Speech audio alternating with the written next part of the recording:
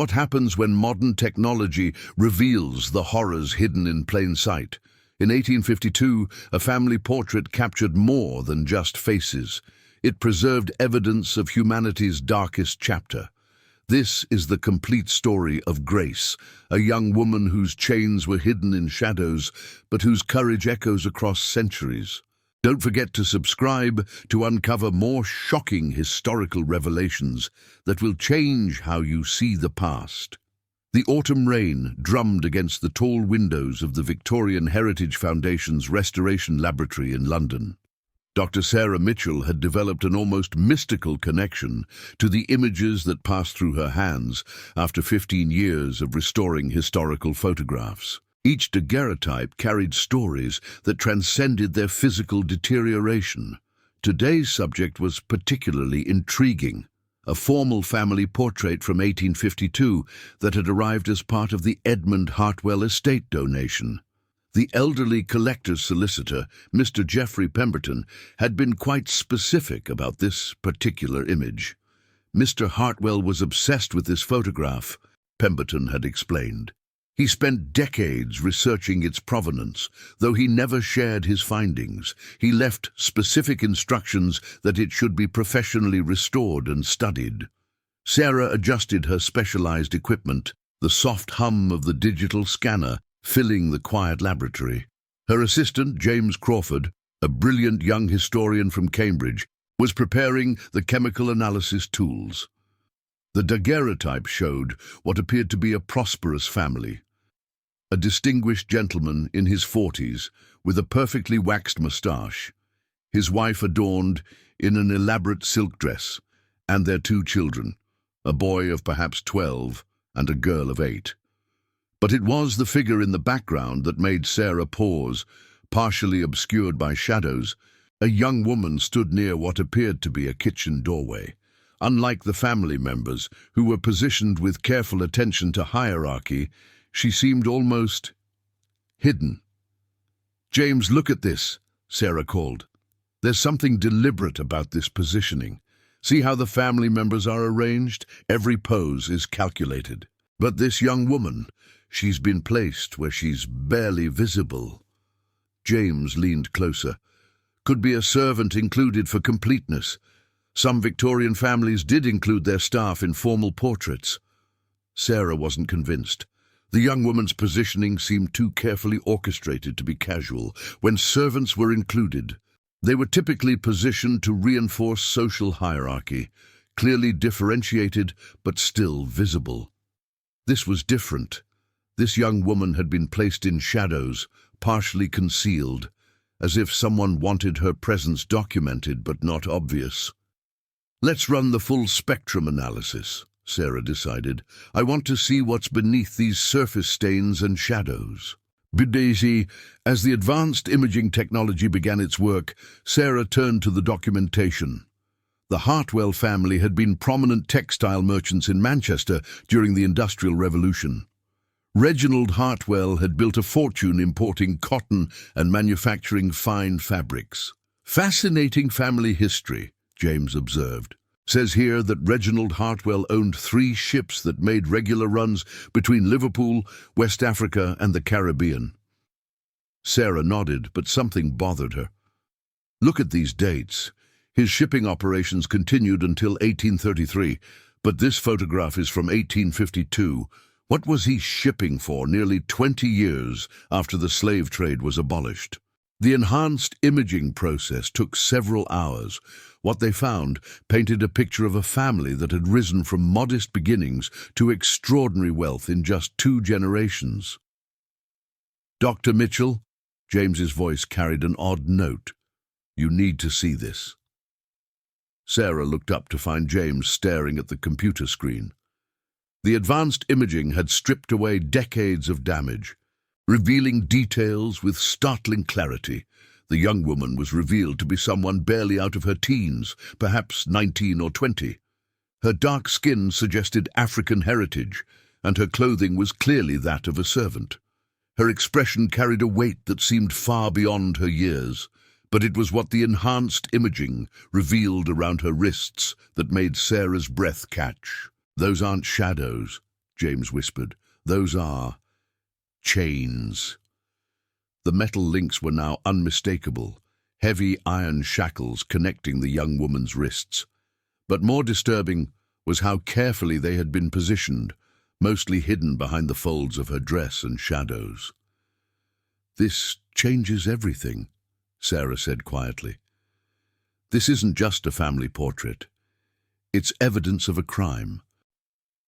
In 1852, slavery had been abolished throughout the British Empire for nearly 2 decades. Yet here was photographic proof that at least one prominent British family had continued the practice in secret. As the afternoon wore on, they worked methodically through every aspect of the photograph. The chemical analysis confirmed the age. The materials were consistent with daguerreotypes from the 1850s. Every technical detail supported the photograph's authenticity. But it was the human details that haunted Sarah. The way the family members' poses seemed deliberately arranged to obscure the young woman, the careful positioning of shadows. The fact that someone had thought to document this moment suggested a level of casual cruelty that was breathtaking. "What was your name?" Sarah whispered to the image. "And how many others were there?" Dr. Rebecca Chen arrived at the Victorian Heritage Foundation at precisely 8:00 a.m., her reputation as one of Oxford's most meticulous forensic historians preceding her. Detective Inspector Michael Thornton from the Metropolitan Police's Art and Antiquities Unit arrived shortly after. "In 25 years of historical research," Dr. Chen said quietly, studying the enhanced photograph, "I've never seen anything quite like this. The deliberate documentation of post-abolition slavery. It's unprecedented." "The positioning is what troubles me most," Dr. Chen continued. "This wasn't accidental inclusion. Someone wanted this young woman in the photograph, but they also wanted her bondage hidden from casual observation. Sarah had spent the night researching the Hartwell family. According to the records I've found," she explained, "Reginald Hartwell owned 3 ships that made regular runs between Liverpool, West Africa, and the Caribbean between 1820 and 1833. When slavery was officially abolished, he supposedly sold the ships and focused entirely on his textile mills." "But if this photograph is authentic," Dr. Chen observed, "then the Hartwell family continued holding people in bondage for at least 2 decades after abolition." D.I. Thornton was studying the photograph with trained eyes. "Look at the background details, this kitchen area. It's not part of the main house. The construction is unusually robust for servant quarters."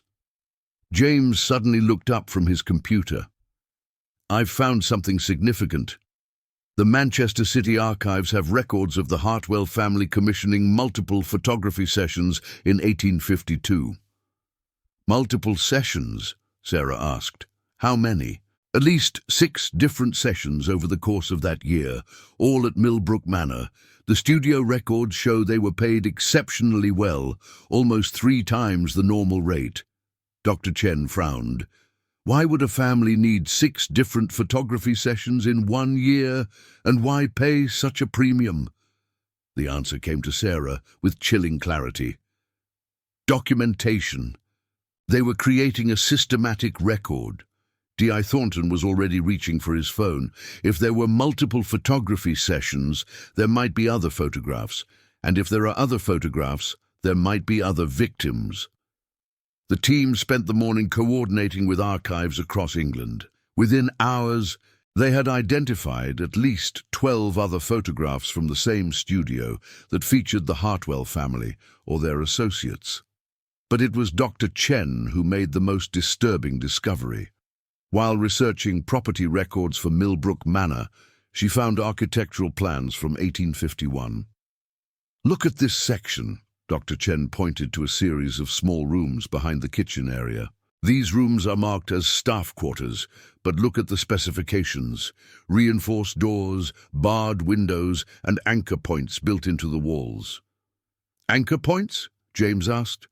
"For chains," D.I. Thornton said grimly. These weren't servant quarters. They were purpose-built cells. The implications were staggering.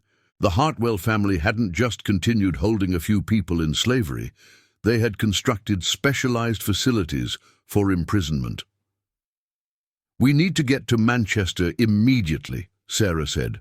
"Millbrook Manor still exists, and if these plans are accurate, there might be physical evidence still there." As the team prepared for the journey, James made one final discovery. Hidden in the studio records was a detailed invoice, including a line item that made everyone fall silent. "Special discretion fee for sensitive documentation," James read aloud. "Additional payment for ensuring certain subjects remain appropriately positioned and concealed during portrait sessions." The photographer had been paid extra to hide the evidence of slavery while still documenting it. The level of premeditation was chilling. "They knew exactly what they were doing," Dr. Chen said quietly. "This wasn't just about continuing slavery. It was about creating a permanent record while maintaining plausible deniability."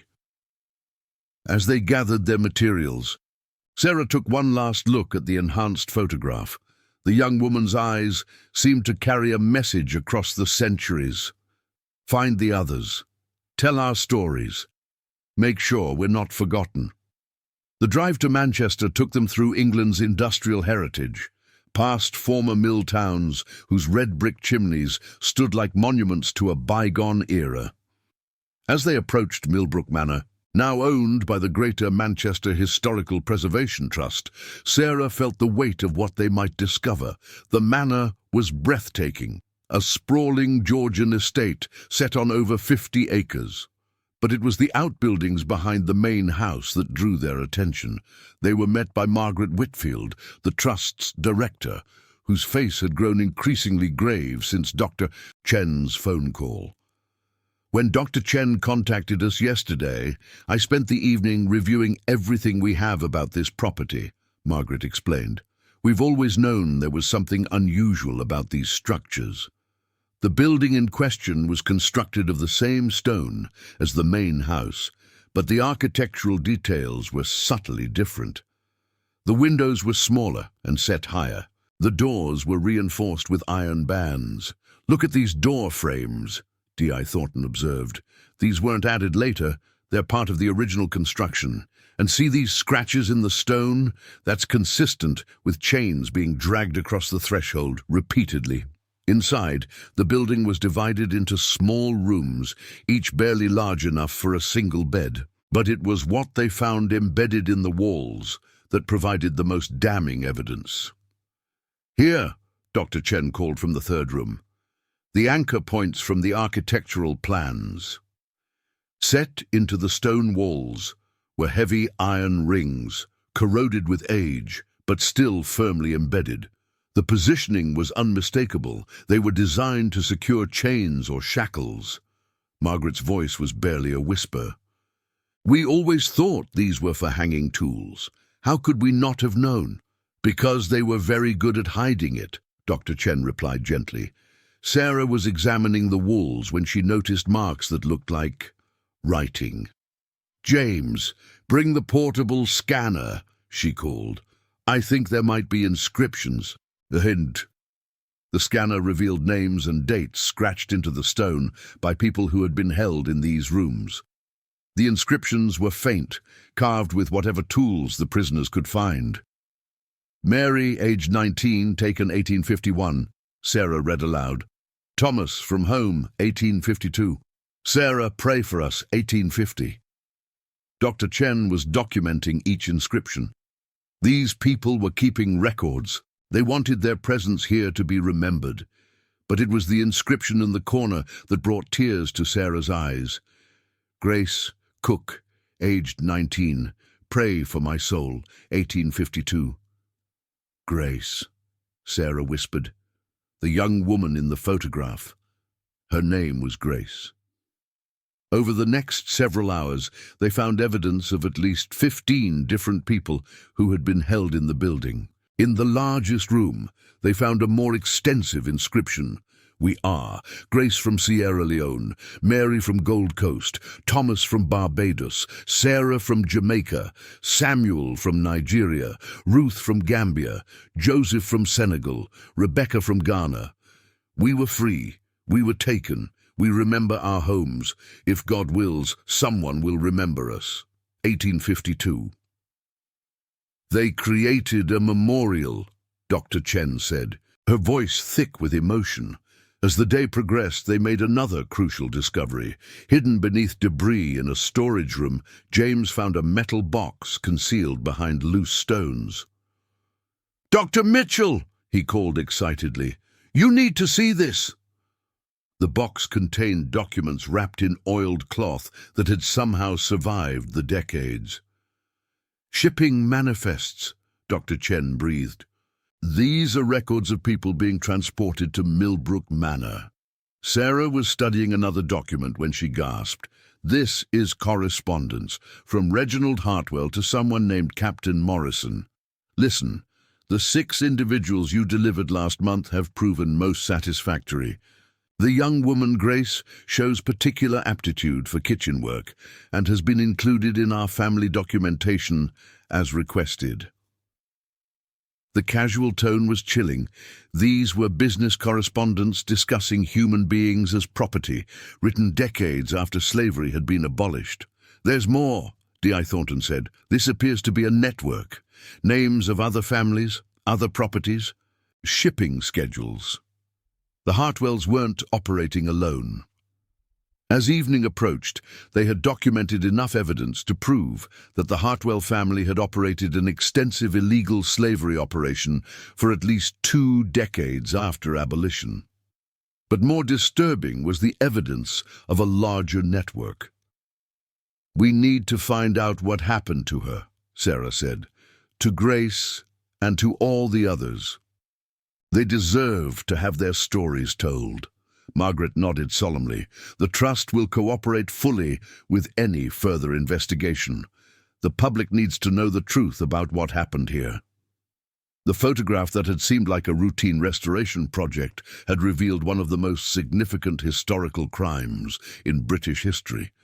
Grace's story was just the beginning. The war room at Scotland Yard had been transformed into a command centre for what was rapidly becoming one of the most significant historical investigations in British history. Maps covered the walls, marked with red pins, indicating locations where evidence of the illegal slavery network had been found. Dr. Sarah Mitchell stood before a large display board, studying the enhanced photograph that had started it all. Grace's face looked out with the same quiet dignity that had first caught Sarah's attention, but now her story was part of a much larger tapestry.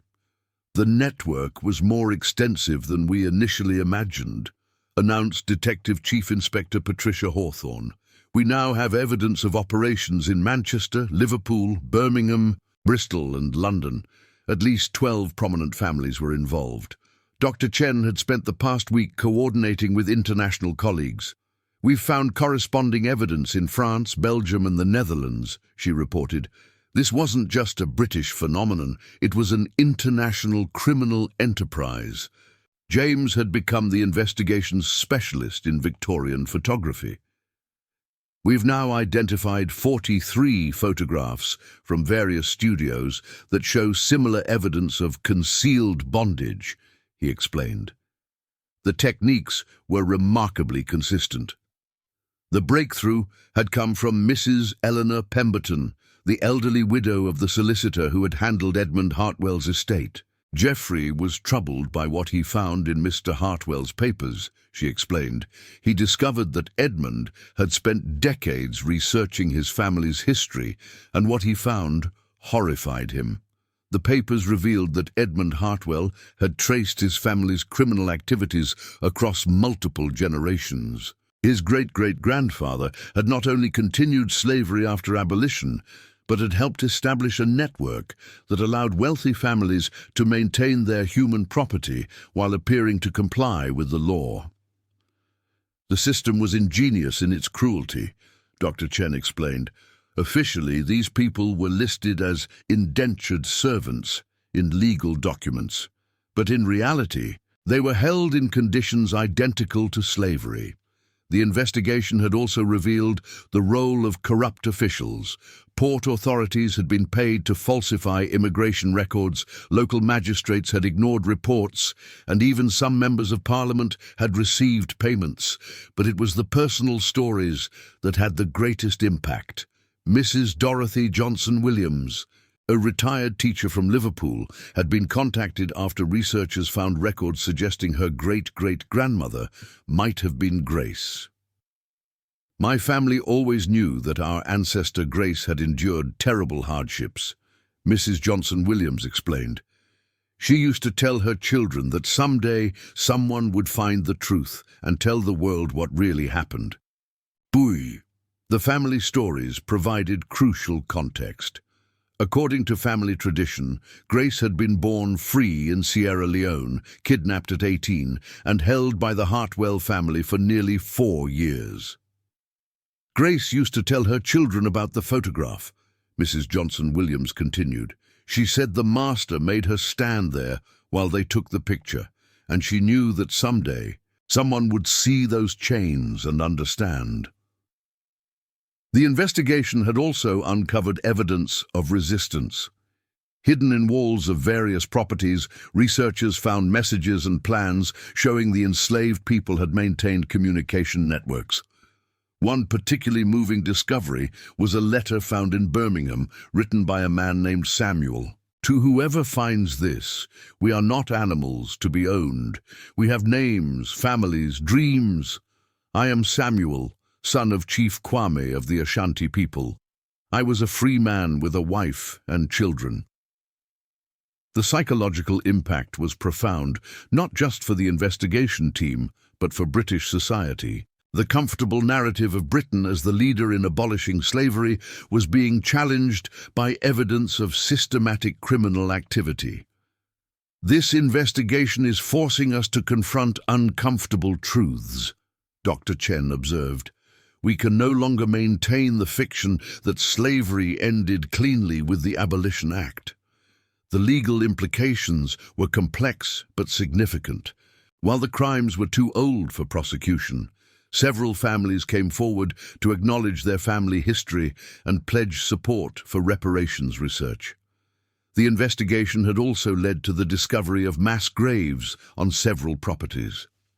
Archaeological surveys revealed burial sites containing the remains of dozens of people who had died in captivity. These people were erased from history, said Dr. Amanda Foster, the forensic anthropologist. They died in chains, were buried in unmarked graves, and their families never knew what happened to them. As the investigation entered its 4th month, the scope continued to expand. International cooperation had revealed similar networks across Europe and the Americas. We've identified 87 individuals by name so far, Sarah reported. 87 people who were kidnapped, enslaved and erased from history, but now they're being remembered.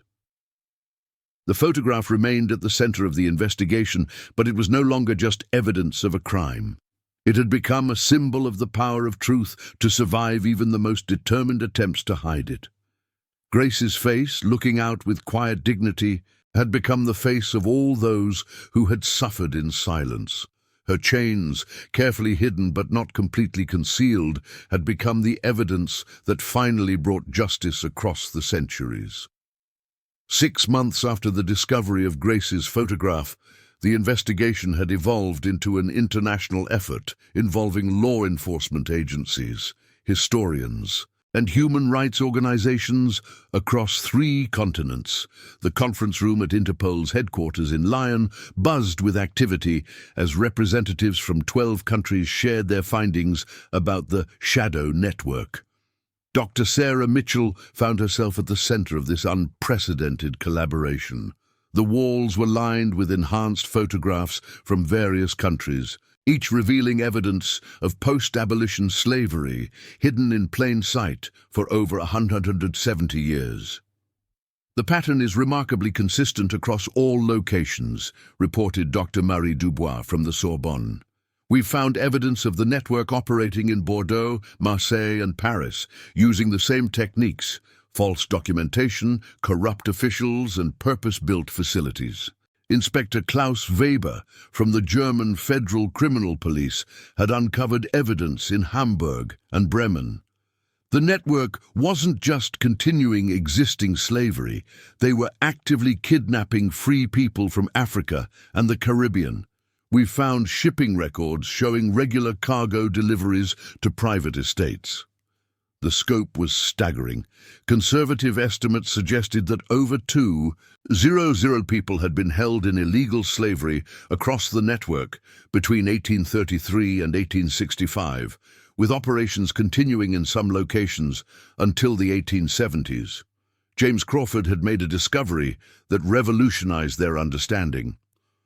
"We found evidence of a standardized documentation system," he explained. Families involved in the network were required to provide photographic proof of their assets to coordinate sales and transfers. The photographs revealed a systematic approach to human trafficking. Each person had been photographed multiple times, with careful documentation of their physical condition and skills. The images were then circulated among network members. It was a catalogue system, Dr. Chen observed grimly. Human beings reduced to inventory, photographed like livestock. Dr. Amara Okafor, a historian from the University of Ghana, had been researching the impact on West African communities. The communities that were targeted weren't random, she explained via video conference. The network specifically targeted educated, skilled individuals, teachers, craftspeople, traders, even minor chiefs. This revelation reframed the network's crimes from simple labor exploitation to cultural genocide. The people who were kidnapped weren't just losing their freedom. They were being deliberately removed to prevent the development of African societies. The investigation had also uncovered evidence of organized resistance. Hidden messages found in various properties revealed a communication network that had allowed enslaved people to coordinate escape attempts. Mrs. Dorothy Johnson Williams had become an unofficial spokesperson for victim families. "Grace used to tell her children about the others," she explained. "She said they had created a family among themselves, that they took care of each other and kept each other's spirits alive." Dr. Foster's archaeological work had revealed evidence of this resistance in the form of hidden artifacts and burial practices that maintained African traditions despite attempts to erase their cultural identities. The international investigation had also revealed the role of legitimate businesses. Banks, shipping companies, and insurance firms had all profited from the illegal slavery operations, often while publicly supporting abolition movements. "The hypocrisy was breathtaking," noted Professor David Blackwood from Harvard University. Some of the same people who were publicly funding anti-slavery societies were privately investing in illegal slavery operations. The American investigation had uncovered evidence that the network had continued operating even after the Civil War, with some operations continuing into the 1880s, but it was the discovery of a master ledger in a Swiss bank vault that provided the most comprehensive picture. The ledger contained detailed records of transactions, property transfers, and profit distributions spanning over 40 years. This ledger is essentially the business records of a criminal enterprise, explained Inspector Weber. It shows not just the scope of the operation, but the level of organization that made it possible. The financial records revealed that the network had generated profits equivalent to over $500 million in today's currency, with the money being invested in legitimate businesses that formed the foundation of several major European fortunes. The psychological impact was profound, particularly for descendants of both victims and perpetrators. Support groups had been established to help families process the discoveries. Learning that your family's wealth was built on such suffering is devastating, admitted Lady Catherine Pemberton. But it's also liberating. Finally, we can acknowledge the truth and begin to address the harm. The investigation had also led to significant changes in how historical sites were interpreted. Properties that had been part of the network were being transformed from celebrations of industrial achievement into memorials for victims. Margaret Whitfield described the transformation of Millbrook Manor. We've completely reimagined how we tell the story of this place. The focus is now on the people who suffered here, not the people who profited. The educational impact was equally significant. Curricula in schools across Europe were being revised to include the history of post-abolition slavery. This investigation has fundamentally changed how we understand the abolition period, Dr. Chen observed. We can no longer maintain the comfortable fiction that slavery ended cleanly with legislation. As the investigation entered its second year, new discoveries continued to emerge. Archaeological surveys were revealing additional burial sites. Genealogical research was identifying more descendants, and document analysis was uncovering evidence of similar networks worldwide. For Sarah, the investigation remained centered on the individuals whose stories had been silenced. Each name recovered, each story told, each photograph enhanced, was a victory against the forces that had tried to erase these people from history. Grace's photograph had become a symbol of the power of truth to survive. Her face reminded viewers that behind every historical statistic was a human being with hopes, dreams, and an unbreakable spirit. The chains that had been carefully hidden were now clearly visible, serving as evidence of crimes that could no longer be denied. Grace had waited 170 years for someone to see her, to hear her story, to remember her name. Finally, the world was listening. 2 years after the discovery of Grace's photograph, the Great Hall of the British Museum was filled to capacity for what historians were already calling the most significant historical revelation of the 21st century. Representatives from governments, universities, and human rights organizations had gathered for the presentation of the final report on the Shadow Network investigation. Dr. Sarah Mitchell stood at the podium, looking out at an audience that included descendants of both victims and perpetrators, government officials, and journalists from every major news organization. Behind her, a massive screen displayed the enhanced photograph. Grace's face, now clearly visible, looking out with dignity. Grace was 19 years old when this photograph was taken, Sarah began. She had been kidnapped from her home in Sierra Leone and transported to England, where she was held in slavery for at least 4 years. But Grace was not alone. Our investigation has now documented the stories of over 400 individuals who were held in illegal slavery across the Shadow Network between 1833 and 1875.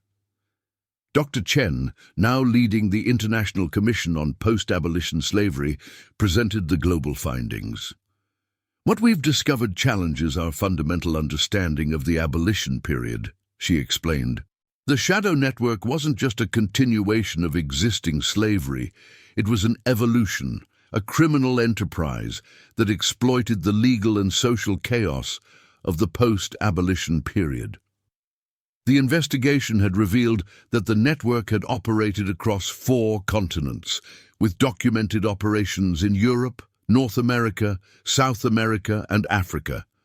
The coordination was sophisticated, involving coded communications, standardized documentation systems, and a financial structure that rivaled legitimate international businesses. The financial analysis had revealed the true scope. Conservative estimates suggested that the Shadow Network had generated profits equivalent to over $2 billion in today's currency, with the money being laundered through legitimate businesses that formed the foundation of several major fortunes. The wealth generated by this criminal enterprise didn't disappear, explained Professor Blackwood. It was invested in banks, railroads, factories, and real estate. Some of the most prestigious institutions in the Western world were built with money stolen from enslaved people. But perhaps the most significant aspect was the way it had given voice to people who had been silenced for over a century. The names, stories, and experiences of the victims were now part of the historical record. Mrs. Dorothy Johnson Williams addressed the audience with strength and dignity. "Grace used to tell her children that the truth would come out someday," she said. "She said that people who do evil things always leave evidence behind, and that someday someone would find it and tell the world what really happened." She was right. The investigation had also led to unprecedented cooperation between institutions that had previously been reluctant to examine their historical connections to slavery.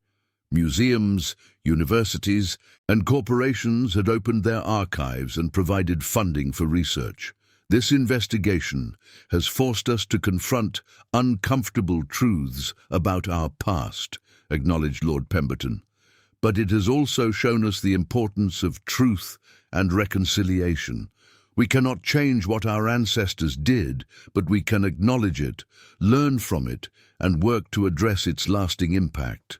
Indeed, the reparations discussions were complex and ongoing, but they represented a significant step forward.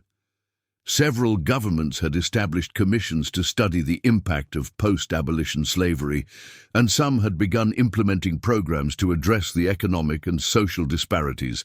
The educational impact was equally profound. The story of the Shadow Network was now being taught in schools around the world, ensuring that future generations would understand the full scope of the crimes and the importance of vigilance in protecting human rights.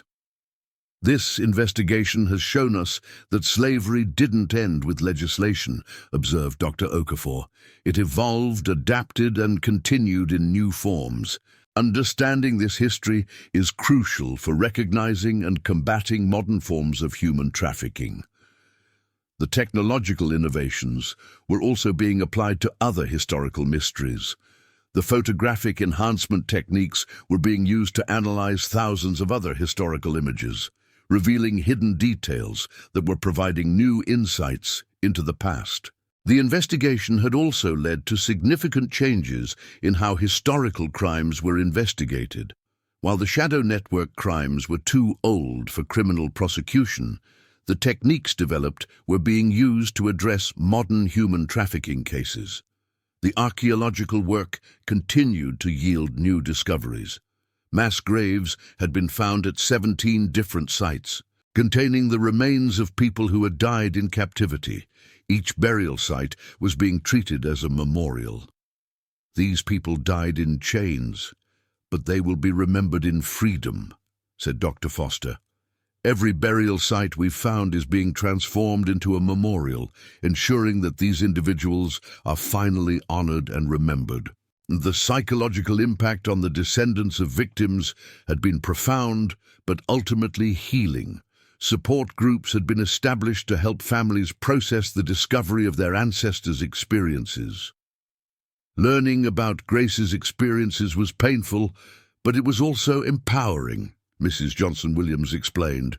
"For the first time, we understood why certain stories had been passed down in our family. Grace's strength and dignity had been passed down through the generations." The investigation had also revealed the remarkable resilience of the human spirit. Despite being held in conditions designed to break their will, the victims had maintained their cultural identities and never stopped fighting for their freedom. As the presentation concluded, Sarah returned to the photograph that had started it all. Grace's face looked out at the audience with the same quiet dignity that had first caught Sarah's attention. "This photograph was taken as documentation of ownership," Sarah said. "The chains around Grace's wrists were meant to be hidden, but not completely concealed. But technology and time have turned their documentation of oppression into evidence of crime, and more importantly, into a testament to Grace's survival and strength. The applause that followed was sustained and emotional, but it was the moment of silence that came after that truly honored Grace's memory. In that silence, the audience reflected on the courage of a young woman who had endured unimaginable suffering, but had never lost her dignity or her hope that someday someone would tell her story. 5 years after the discovery of Grace's photograph, the world had fundamentally changed its understanding of post-abolition history. The Shadow Network investigation had sparked a global reckoning with hidden histories of exploitation and had established new standards for historical research and accountability. Dr. Sarah Mitchell stood in the newly opened Grace Memorial Research Centre at the University of Manchester, surrounded by the fruits of years of painstaking investigation. The centre, built on the site where Millbrook Manor's slave quarters once stood, had become a beacon for researchers studying historical injustices. Grace's story has become a catalyst for truth-telling around the world, Sarah reflected as she addressed a gathering of international researchers. What began as a single photograph has revealed a global network of crimes, and more importantly, has given voice to hundreds of people who were deliberately erased from history. The centre's main exhibition hall featured the enhanced photograph, but it was no longer displayed as evidence of a crime. Instead, it had been transformed into a celebration of Grace's life and legacy. Surrounding artifacts told the complete story, from her childhood in Sierra Leone to her eventual freedom and the family she built in Liverpool. Mrs. Dorothy Johnson Williams, now in her 80s, served as the centre's director of community engagement. Her work had been instrumental in connecting academic research with the lived experiences of descendant communities worldwide. Grace always said that remembering was the most important thing, Mrs. Johnson Williams explained to visiting students. She believed that as long as people remembered what happened, it could never happen again. This centre is the fulfillment of that belief. The investigation had continued to yield new discoveries.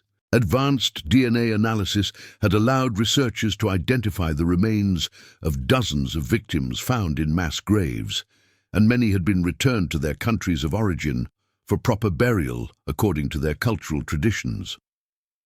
Dr. Okafor, who had established a sister research centre at the University of Ghana, had documented the impact on West African communities. Entire villages lost their teachers, their craftspeople, their leaders, she explained. The network didn't just steal individuals, it stole the future of entire communities. The reparations discussions had evolved into concrete action. The Grace Foundation, established with contributions from families whose ancestors had profited from the network, had provided over $50 million in funding for education, healthcare, and economic development projects. "We cannot undo the harm that was done," acknowledged Lord Pemberton, who had become one of the Foundation's most vocal advocates. "But we can work to address its lasting impact and ensure that the descendants of victims have the opportunities that were stolen from their ancestors." The legal implications had also continued to evolve. Several countries had established truth and reconciliation commissions to address the broader implications of post-abolition slavery. The Shadow Network investigation has shown us that historical crimes don't simply disappear with time, observed Judge Patricia Morrison, who chaired the British Truth and Reconciliation Commission. The effects continue to reverberate through generations. The technological innovations had revolutionized historical research. The photographic enhancement techniques were now being used by researchers worldwide to uncover hidden details in historical images. We've analyzed over 10,000 historical photographs using these techniques, reported Dr. James Crawford. We found evidence of hidden histories in images from every continent and every historical period. The educational impact had been equally transformative. The story of the Shadow Network was now part of standard curricula in schools across Europe, North America, and Africa. This investigation has taught us that history is not just what's written in textbooks, explained Professor Maria Santos. It's also what's hidden in shadows, carved into walls, and preserved in family memories. The psychological healing had been perhaps the most important legacy. Descendant communities that had carried trauma for generations without understanding its source had finally found answers and a path toward healing. Learning about Grace's experiences was painful, but it was also liberating, reflected Thomas Johnson, Grace's great-great-great-grandson. For the first time, we understood why certain fears and behaviors had been passed down through our family. The investigation had also sparked a broader movement for historical accountability. Museums, universities, and corporations worldwide were conducting their own investigations into their historical connections to slavery and exploitation. The Grace investigation has created a new standard for institutional accountability, observed Dr. Chen, who had been appointed to lead the United Nations Commission on Historical Justice. Organizations can no longer simply claim ignorance about their problematic histories. The archaeological work had continued to yield important discoveries. The techniques developed for excavating shadow network sites were being applied to other historical locations, revealing evidence of crimes and injustices hidden for centuries. The international cooperation had also created new frameworks for addressing historical crimes. The Shadow Network Treaty, signed by 15 countries, established protocols for sharing information about historical injustices and coordinating efforts to address their lasting impacts. The memorial aspects had been carefully planned to ensure that victims were remembered with dignity. Memorial sites had been established at every location where evidence of the Shadow Network had been found. These memorials are not just about remembering the past, observed Margaret Whitfield. They're about ensuring that the lessons of the past inform our actions in the present and future. The investigation had also revealed the importance of community knowledge in uncovering historical truths. The oral histories maintained by descendant families had been crucial to understanding the full scope of the Shadow Network's operations. Academic research can only take us so far, acknowledged Mrs. Johnson Williams. The real truth is often preserved in family stories, community memories, and cultural traditions. As the 5th anniversary approached, plans were underway for a global conference that would bring together researchers, descendants, and advocates from around the world. The Shadow Network investigation is not ending, it's evolving, Sarah explained. We've uncovered one network, but there are undoubtedly others waiting to be discovered. The conference would also mark the completion of the Grace Memorial, a monument that would stand as a permanent reminder of the courage and dignity of all those who had suffered in the Shadow Network. Grace's photograph started this investigation, but her legacy extends far beyond what we've discovered about the past, Sarah reflected. She's become a symbol of the power of truth to survive even the most determined attempts to hide it. The memorial would feature Grace's name prominently, along with all the other victims who had been identified. But it would also include space for names yet to be discovered, acknowledging that the work of uncovering hidden histories would continue. Grace waited 170 years for someone to see her, to hear her story, to remember her name, Sarah said as she looked at the enhanced photograph. She never gave up hope that someday the truth would come to light. Our work has vindicated that hope.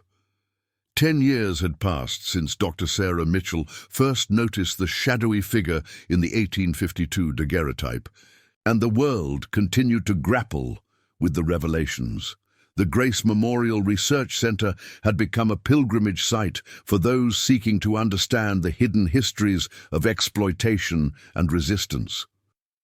On this crisp autumn morning, Sarah stood before international dignitaries, researchers, and descendants who had come to witness the unveiling of the Global Archive of Hidden Histories, a digital repository that now contained evidence of over 50 similar networks operating across 6 continents between 1800 and 1950. Grace's story was never just about one young woman or one criminal network, Sarah addressed the assembled crowd. It was about the systematic erasure of human dignity and the equally systematic resistance of the human spirit. Today, we ensure that neither the crimes nor the resistance will ever be forgotten again. The archive represented the culmination of a decade of international cooperation that had transformed historical research. Using the techniques pioneered during the Shadow Network investigation, researchers had uncovered evidence of hidden exploitation in every corner of the globe. Mrs. Dorothy Johnson Williams, now recognized as one of the world's leading advocates for historical justice, had lived to see her great-great-grandmother's story become a catalyst for global change. Though her health was failing, her voice remained strong. Grace used to tell her children that the truth was like water. It always finds a way to the surface, no matter how deep you try to bury it, she said. Today, we see the fulfillment of her prophecy. The truth has not only surfaced, it has become a river that is washing away the lies and deceptions. The decade following the initial discovery had seen unprecedented changes in how societies address their historical legacies. The Grace Protocols, adopted by the United Nations, had established international standards for investigating historical crimes and providing reparations to affected communities. Dr. Amara Okafor, now director of the African Heritage Recovery Project, had documented the return of over 200 individuals to their ancestral communities for proper burial. The project had also facilitated the return of cultural artifacts and knowledge that had been stolen. The Shadow Network didn't just steal people, it stole cultures, languages, traditions, and knowledge systems, Dr. Okafor explained. Our work has been about returning not just human remains, but the cultural heritage that was taken with them. The technological innovations continued to revolutionize historical research. Artificial intelligence systems trained on the patterns identified in Shadow Network documentation were now automatically scanning millions of historical documents. We've moved beyond individual discoveries to systematic revelation, explained Dr. James Crawford. The patterns of concealment used by historical criminals were remarkably consistent, and once we understood those patterns, we could search for them on a massive scale. The legal frameworks had also evolved to address contemporary forms of exploitation. The techniques developed for tracing the financial networks of historical slavery were being used to combat modern human trafficking. The Shadow Network investigation taught us that exploitation networks leave financial fingerprints that persist for generations, noted Inspector Weber. We're using those same techniques to track modern trafficking networks. The educational impact had been equally transformative. The Grace curriculum, now taught in schools across 60 countries, had fundamentally changed how young people understood history and their role in uncovering truth. The psychological healing had also continued to evolve. The Grace Healing Protocol, developed by trauma specialists working with descendant communities, had become a model for addressing intergenerational trauma caused by historical injustices. The memorial aspects had expanded far beyond the original sites. The Grace Memorial Network now included over 100 sites worldwide, each telling the story of local victims while connecting to the broader narrative. The investigation had also revealed the remarkable extent to which victim communities had maintained their own historical records, often in forms that academic researchers had previously overlooked. The victims were their own historians, reflected Dr. Chen. They preserved their stories in ways that their oppressors never understood or anticipated. Our job has been to learn how to read these alternative archives. The economic impact had also been profound. The Grace Reparations Fund had distributed over 500 million to affected communities worldwide. But more importantly, it had established the principle that historical crimes create ongoing obligations that persist across generations. The international cooperation had also created new frameworks for addressing contemporary global challenges. The collaborative methods developed during the Shadow Network investigation were being applied to issues ranging from climate change to pandemic response. As the ceremony concluded, Sarah found herself standing once again before the enhanced photograph that had started it all. Grace's face, now familiar to millions of people around the world, looked out with the same quiet dignity. But the photograph was no longer just an image. It had become a symbol of the power of truth to transcend time, of the importance of bearing witness to suffering, and of the unbreakable nature of human dignity. Grace's story began in chains, but it ends in liberation. Not just her own liberation, but the liberation of truth itself, Sarah reflected. She waited 170 years for someone to see her, to hear her story, to remember her name. Today, her story has become part of the permanent record of human experience. The investigation that had begun with a single photograph had become a global movement for historical truth and justice.